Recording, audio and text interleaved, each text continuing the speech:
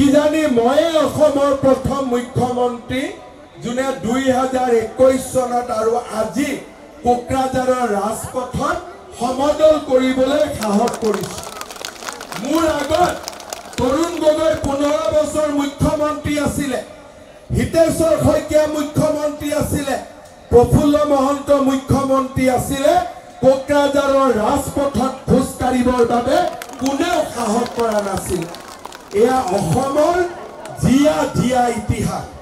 প্ৰফুল্ল মহন্ত 10 বছৰ মুখ্যমন্ত্ৰী আছিলে, কোকৰাঝাৰৰ হোটেল এখনত বহি চাহ খাবৰো কেতিয়াও সাহস কৰিব পৰা নাছিল। তৰুণ গগৈ 15 বছৰ মুখ্যমন্ত্ৰী আছিলে, কোকৰাঝাৰৰ কোনোবা এটা মানুহৰ ঘৰত বহি একাপ চাহ খোৱাৰো সাহস নাছিলে। পুলিচ আহিব লাগিব, মিলিটাৰী আহিব লাগিব, তেতিয়া মই আহিব পাৰিম।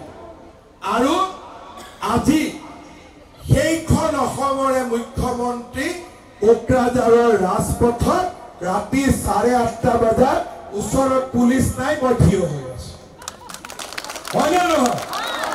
এতিয়া মোৰ আৰু মানুহৰ মাজত কিমান ডিষ্টেঞ্চ আছে? একোৱেতো নাই, পুলিচ আছে ওচৰত।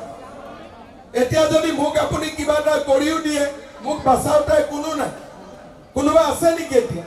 কিন্তু মোৰ সাহস আছে যে আজি কোকৰাঝাৰত শান্তিৰ কপৌজুৰি আজি উৰি আছে। ইয়াত এতিয়া বন্দুক আৰু গুলিৰ শব্দ নাই। এতিয়া আমি ভৱিষ্যতলৈ চাম। আমি নতুন বৰোদান নিৰ্মাণ কৰিম।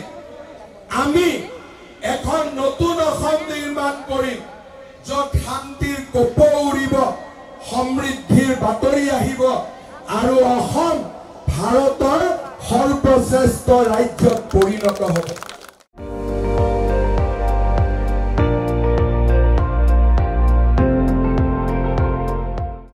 আপুনি চাই আছে ND24, সৰ্বশ্ৰেষ্ঠ নহয়, সৰ্বোত্তমৰ দৌৰ।